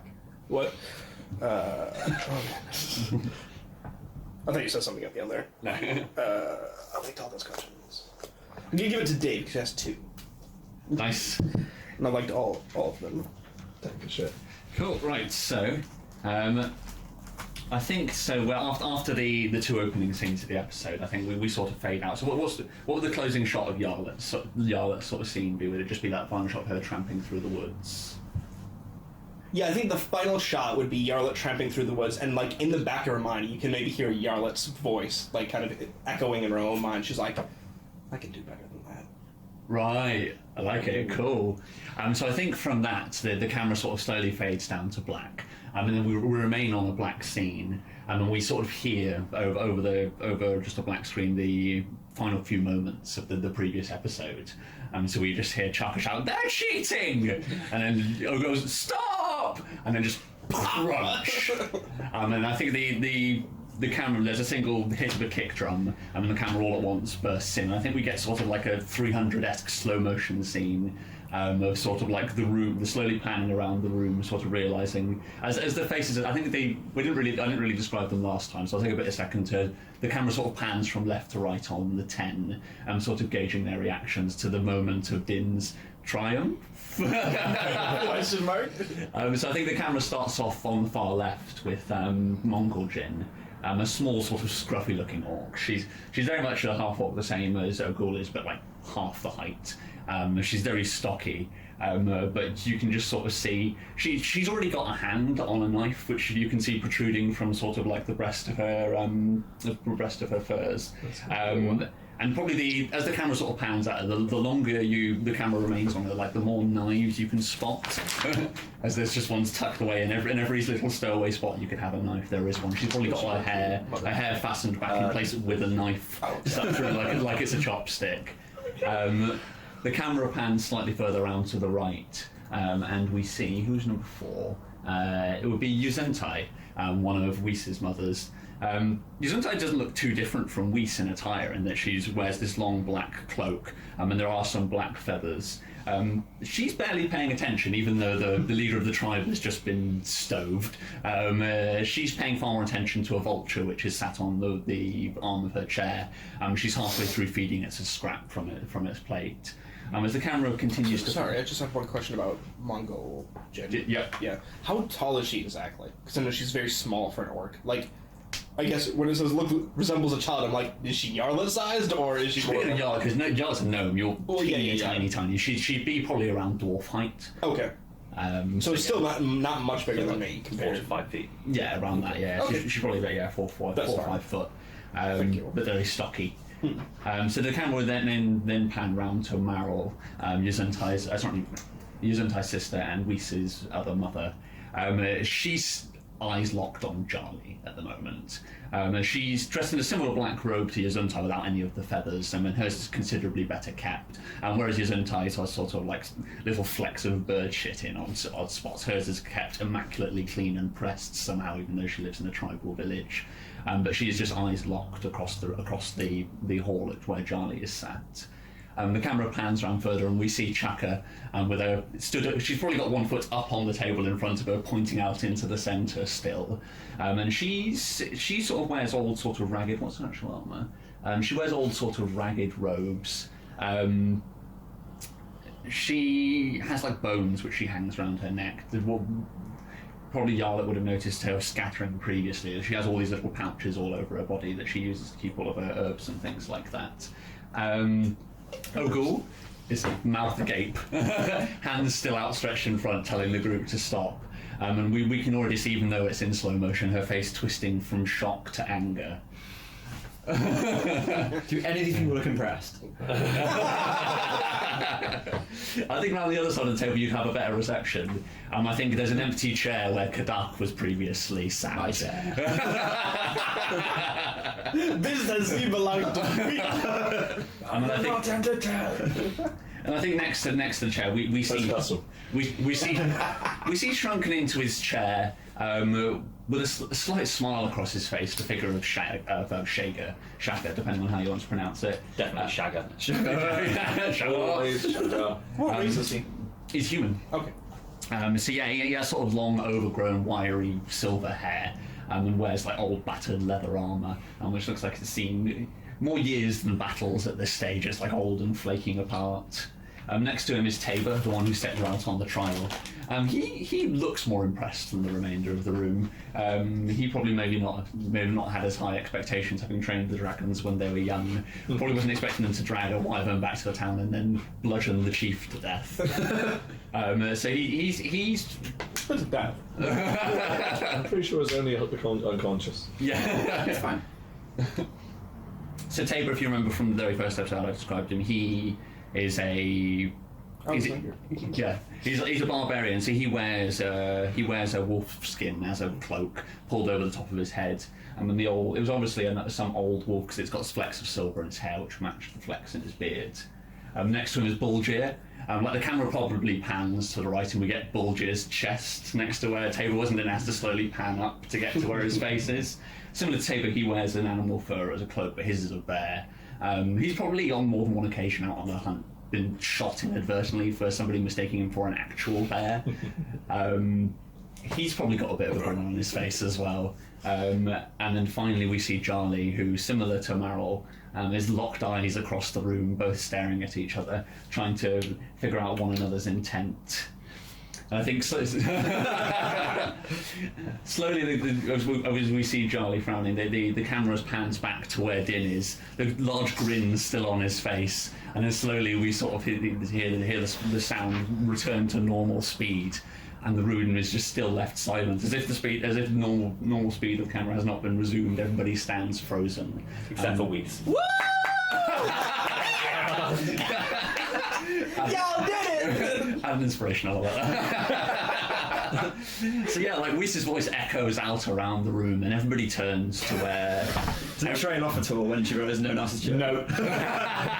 Going.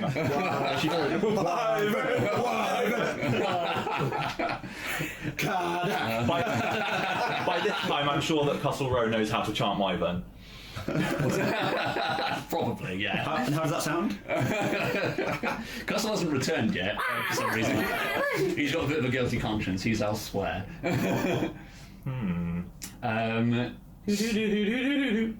So is anybody going to interject at this point, or are we waiting for the room to react? We can send him that tea shop right now. Very good idea. Little rope trick and I'm out of here. So I think if nobody says anything, Ogul turns to Shaka, and she says, "What do you mean they're cheating?" And she points at Kadak on the floor, and we see him. The side of his face has already started to swell up, and there's a dribble and spit trickling out the side of his mouth. And she said he was charmed. And I'm going to get to roll a persuade, I think, and we'll see how the room take it. Is she persuasive? No. She's rolling flat.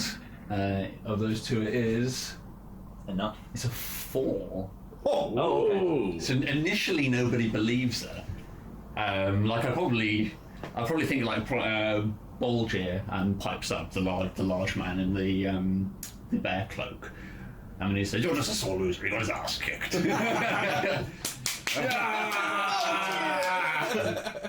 I'd throw in mine with, "My brother doesn't cheat." Okay, so I think Chaka at this point, she says, I'll prove it," and she jumps up on the table and then jumps down into the pit in front of where you all are, and then begins striding over to where Kadak is unconscious on the floor. Is anybody going to interject? Who is this Chaka? Chaka, so she's the spiritual leader of the town. She's the sort of priestess. Raise my mace. Are you going to wall off? Gonna attack her. What? It's up to you if you want it. Are you actually gonna? I'm gonna try and intimidate her. Yeah. Okay. Yeah. Roll intimidate. Shout, I'm no cheat. Okay. Nice. Yeah. Do it. Shit. What's that? 12. 12. Inspiration. If you want. Yeah. 15. I do 15. 15. It's all right. Yeah. Okay. Yeah. She's an old woman essentially. Like she's Shouting at an old woman. like she you can see she was walking towards Kadak with a hand outstretched as if she was about to do something to him. But yeah, she stops where she is on the screen, a few steps back with Din raising the mace, and she takes a half a step backwards, hands raised, to try and calm. And then she says, "If you don't hit me, I'm just trying to prove what actually happened." This is good because he doesn't actually think he cheated. Yeah. What actually happened is I won, fair and square. But you shout. Yeah. Okay. Roll a persuade. This is for the room now. Oh shit! Crit fail. Okay. So yeah, no, I think at this point, My voice cracks as I say it. I didn't cheat. I think like you're fairly convincing. Well, apart from I think the issue is that Ogul stands up at this point and says, "Allow her to pass." If she says she can prove it, I believe her. Face down. So you stand aside. Okay. So Chaka moves over to where Kadak is, and she kneels down and places a hand over him, and she says, rather theatrically, "Udo, I summon your power, resurrect your champion," and I'm going to get to roll a deception. I see you, bitch. So is she casting an actual spell? 1 sec. Let's see. Let's turn off that advantage. Okay, so 7. So I'd say certainly that's enough for you, Yarlet. You will 100% notice. Like you see, she places her hand on it. And it's probably too subtle for a non-magic user to know what's going on, but she very clearly casts Cure Wounds on Kadak. I have a very important question. So my spells, I got my spellbook back Do I not get any of my new spells from level 5 and 6? Because I did all this stuff on Din's body and everything. Yeah, I think you did narrative it out. I'll let you cast a spell for this situation. I cast counter spell. And Cure Wounds is level 3, which means it just instantly fails. Okay, yeah. So you'll have to roll a stealth. You'll have to roll a stealth check to not get noticed doing it, but you can 100% do that. Get fucked, bitch. I took counter spell hoping for this day. We are showing this old lady. Old lady. But Hey, she's one of the 10. I don't feel One of you should challenge her. Run just comes in, boom! I'm transgender, smack! Wow! It's only somatic, so you just have to mutter a couple of words under your breath. So just roll up a stealth, and then as long as you say it quiet enough, you've got a bit of space. There's people stood behind you who might hear, but as long as you can Use your indoor voice. I'm using an inspiration. Yeah, 100%. I'll get right now. No crit fails for me. 18 or 3. Okay, so 18. That's your stealth. Let me see what that actually is. Plus stealth. Plus 2 to 20. So yeah. So I think she does that. Like, You've not updated it. What? Your proficiency's gone up. Oh, perfect. Even lower. 21. 21. So yeah, I think there's a moment where she sort of like she gives this theatric flair of summoning Udo's power to resurrect her champion, and then you see there's a few moments where she stands there like. She gives like her hand that was shooting the huge like pats it a few times. I'm gonna say I think Udo's abandoned him for a better champion. Oh, I like it. Yeah, roll a persuade. All right. I think this might be enough to put the issues to bed. 10 plus 1. Plus 1. So 11. 11. Okay. She did just fail her spell. She did. Like I think though, 13 would be a success. So I don't think you're quite there, but I think you get the people on the the brown mass at the bottom of the map is just people crammed in to watch the fight. I mean, I think you get them on your side. Like you hear some muttering from behind you, and I don't think she's convinced what happens. And I think you can see the cogs whirring around in her head, and she's trying to figure out what's happening. But I think like you hear some people behind you go, yeah.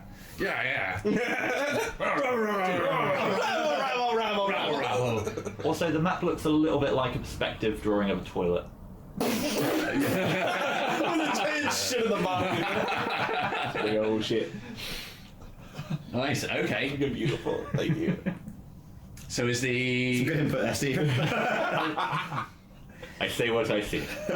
So I would certainly, hearing that, I would happily add some assistance to it and also say, yes, new champion.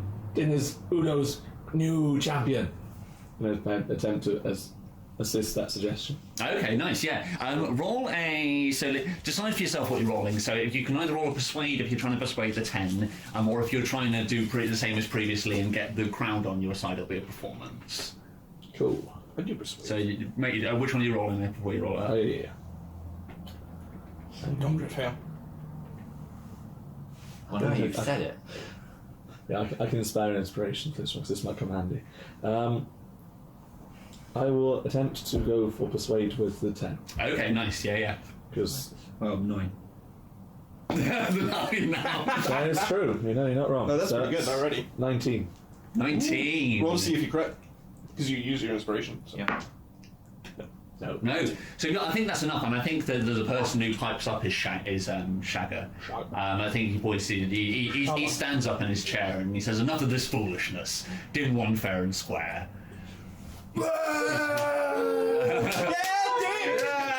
That's my boy! So I do think like a chant breaks out at this point, like dun dun dun dun dun dun dun dun dun, and like I think like Shagger like from where he stood at this point, like he gestures his hand to the side at the empty space to his right. Nice. So Din, do you go and take your place at the table? Absolutely. So Din's I put the wrong one. Yeah. That one's Din. Din strides over. A slow saunter to the chair. soaking it all in. Nice, yeah. So as the crowd chants, Din goes and lowers himself into the chair. What's your first decree, Din, sitting down? So what's your hand? So like, I think the like Shager like holds a hand out to hush the crowd, and then he turns to you, Din. My first decree. Or what's the first thing you say to the crowd? You're the new number one man. You're not necessarily the chief. Oh. Get the ale! So yeah, I think you pick up Kadak's goblet from the table in front of him where it was laid out. And you raise it above your head, and I think they similar to previously, like everybody's goblets are half empty from the last chant you have. So again, goblets are thrust into the air, and everybody shouts to Din. Dude. Thank you. I really appreciate that, actually. I thought you had rage. Gotta sit down so I don't write. Fuck you now! I'm gonna pour this on your...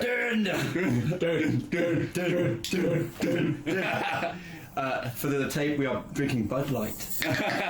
Very on brand. Except for me. I've got a crisp Coca-Cola. Our second sponsor. If we get Coke on board as a sponsor. We're swimming in it now. Nice, okay. So I think Shager, as he sits down, he looks to the group and says, and who's it, with the remaining two of you like to challenge? I can't believe you called my companion a cheater. I'll challenge you for your spot. Yeah! Yeah, I'm Okay. Now you're gonna show everybody you can use magic. There's gonna be a slap fight. You can use magic. Hey, I'll take I yeeted that thing pretty far, and I have one meal I kill. All right, I guarantee that's more than this old woman. Okay. So you challenge Chaka. Nice. Okay. So yeah, she's already stood in the ring from having tried to like revive Kadarth. Like I think one of the tribes from the side like sheepishly steps into the ring and grabs Kadarth's ankle and begins dragging him out. Throws me into this pile. And leaves him in a heap. Crowd surfs about. Leaves him in a heap to the side of the ring, defeated and brutalised. Oh, Jesus. Super loud. Time to beat up an old woman, man. We just humiliated her. It's time to kick her to the curb. Here we go. Right, okay, so first up to run, you use your turn to cajole, and then... I'll move close. Din, so it is your turn. Do you want to do anything on your turn? Down my beer. Nice. The funny thing is, like, as part of the rules as written, you can drink an entire beer as a... It's just using your movement, so you still, if you want to down your beer, you still have an action available. You can just use your movement. I'd probably yeet my can at her, but... No, down my beer, just throw it in my head. Nice, yeah, okay. So you had a goblet. Lounging in your new position. I go for Din. There's like no like. He's like, oh, I did it. He's like, fucking yeah, I did. Like, I knew the outcome before we even stepped in the ring. Nice. So Weiss, you're up next. I'm like trying to catch Din's attention. I'm like, you've got my shield. And I'm really obviously like mouthing that at him, and I'm gonna prepare my action to cast a spell. Okay, nice, yeah. Have you got what's the trigger for casting? If I see either of them use magic. Yep. I like it. But it's a verbal component only, so I'm trying to disguise having to say it by yelling. Okay, cool. Yeah, that's perfectly fine. So we'll roll your stealth as and when if it gets triggered. Cool, that's fine. Yarlet, you're the first to take initiative. Like, you stood across. She probably like Chaka opens her mouth as if to like insult you, and she's like, oh, I'm on to you, and then it's your turn. Great. I spring forward and use my staff. Nice. Here we go. I'm gonna play it up. I'm gonna be like, don't you underestimate me just because I'm small. And then smack it. Give her the old smack-a-doo. Now, don't you have to roll first to see if you can take an action? Yep. That's true, I do. Oh. 15, I'm fine. Nice. Alright. So, here we go now. No, I'm gonna crit fail this, right? Surely not! Yeet. I'm gonna spend 1 inspiration. You know what? I got. Isn't that not a skill check though? So you have to. Well, I mean, you definitely can't reroll a Crit failed attack. yeah. So I'm gonna spend it now just in case. So Yeah. puts me down to a healthy 10. So first one is 17. Didn't need it. So that's a 20 total. Pretty sure I hit. Well, this Or- frail old lady. Yeah. Or a 12. So all right. So Yeah. I hit for a cool 1d8 damage. Yeehaw! Oh. Hey, 7. Nice. Plus. Minus. Minus what? What's your strength? As in what's in here. Oh, it uses dexterity, and my dexterity is 0. Does that use dex? No, it's dex Doesn't it? at least. No, only Strength, for a monk. Oh, okay. All right. Yeah. Minus 1, so 6. 6. Okay, cool. 1 sec. Should we eat it in her head? You can see what we could have done the 0 damage. Yeah. Wow. You gave them health back. How's she looking after a crack to the face? How much damage did you do? 6. Dead. She's not. She's not like bloodied. Hold on. So she's pretty tough. Okay, that's fine. I didn't know she was gonna go down from a 6. How much health did you? So yeah, so now she's halfway through. She's like, "I'm on to you," and then like your staff whips across her chin, and you see like the shot. This whoever stood to her left, which being the crowd from where you are, you smack her head round, and she faces towards the crowd, and you just see like a tooth just come. The crowd's like, oh! Oh shit! Anything else on your turn?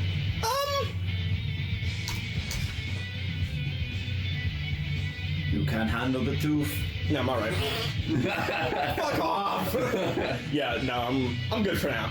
So it's Chaka's turn. So her head like slowly turns back around towards you, like mouth again. You can see one of the incisors on the front row. Like, you got front and center was the tooth that you knocked out.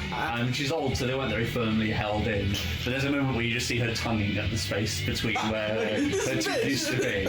And then she frowns down at you, and she clumsily shouts, "Udo, guide my strike!" And then holds her staff up above her head. And again, she's gonna have to try and deceive the audience.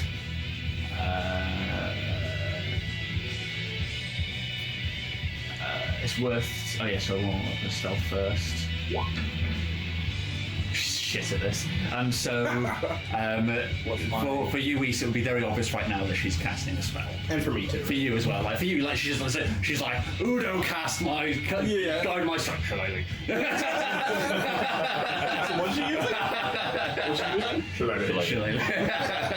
Right. So we see you can trigger your action now if you want to. Can I wait until after I see the magic and then trigger? You can do it whenever you want. So yeah, it's your trigger. But yeah, she's very clearly just cast a spell. So I'm sorry, what spell was this? I've never heard of this before. So you have to recognise it. Well, yes, you probably recognise it. Yes, it's Shillelagh. It's a druid spell. Okay. How do you spell that? It's Shill, Shill. You'll find it. So, what's the back? Do you go? Have you gone yet? Your turn. Yeah, you have. Okay. I won't trigger. I'll wait. Okay, cool. Otherwise, So yeah, she holds her staff up above her head. There's a very obvious moment for the two of you that she's using a spell. Sorry. Yeah, I will trigger actually because I want to make it look like she's casting it. Okay, cool. So I'm sorry. I'm going to cast Fury Fire. What does that do? So basically, it's a 20-foot area centered on the middle, and they both need to roll a dexterity saving throw. And if they miss it, then they start to glow. And any attacks made on a glowing target has advantage. What the fuck? Okay. Dexterity saving throw, huh? Yep. Yeah. So here's what's the save? It'll be a DC 15. Yes!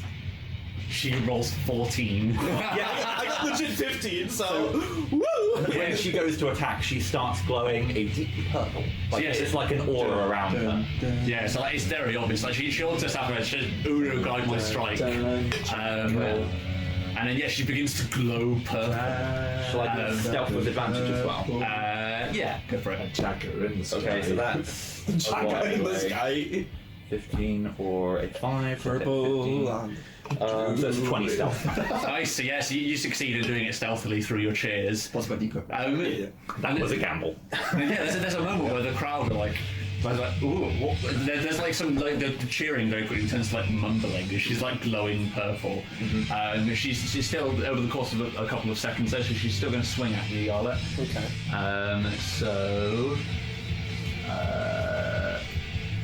does a 7 hits. Sure does not. No, so yeah, like she glows purple. I think there's probably a moment where she like raises her hand up, and it wasn't the spell she's putting. It actually glows purple. You see her hand for a second. Her eyes break from looking at you where she's about to hit to her hand, and that gives you enough an opportunity to just. Well, is she still following through, or just her strike like slow? So no, she's still following through. So she swings it, but because you're so short, you barely need to duck, right? You crane your head slightly. Am I able to like even like block it with my staff? If you want to, yeah. Yeah, so I want to block it with my staff and be like, I think Udo's abandoned you. Nice. Cool. Using magic.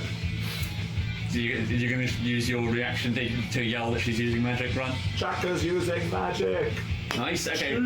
Roll a persuade or perform, depending again on. I mean, it's just going purple. Like, I feel like you should get advantage on this. You will get advantage on it thanks to Whisa's spell. Whisa's shouting, "Gas! Shock!" Oh my Who could have seen this coming? Oh lord! Also, by the way, my shield. Dude, it's fucking like, oh, I love my new shield. Like, This might be a performance Possibly against back the as well. crowd. Yeah, you want to get the crowd up the side, yeah. So that's a either 12 or a 15. nice. 15. Good. So yeah, I think like Run shouts like she's shooting, she's using magic, and like some of the crowd's like, yeah, hypocrite! Hypocrite! Yeah, and I think it bursts into a chant of hypocrite, hypocrite, and you see Shagger like standing up in his chair, and he's about to say something, but then it's somebody else's turn. There's a scream from outside the tent somewhere. And then all of a sudden the shade from the roof of the tent gets burst as a hole is punched in the ceiling. Oh no. And comes crashing into the centre of the ring, a little ways away from where Yarlet and Chakra are standing. It's a familiar face, not one you were wanting to see again. Don't you even tell me this burnt face, man. No, it's gonna. No, it's your friend from touching Tim's past as a bone devil crashes in through the ceiling. Okay, that's pretty cool. What? Say what? So I'm gonna need to roll everybody else into initiative now because shit's about to get hairy. Jesus. Well.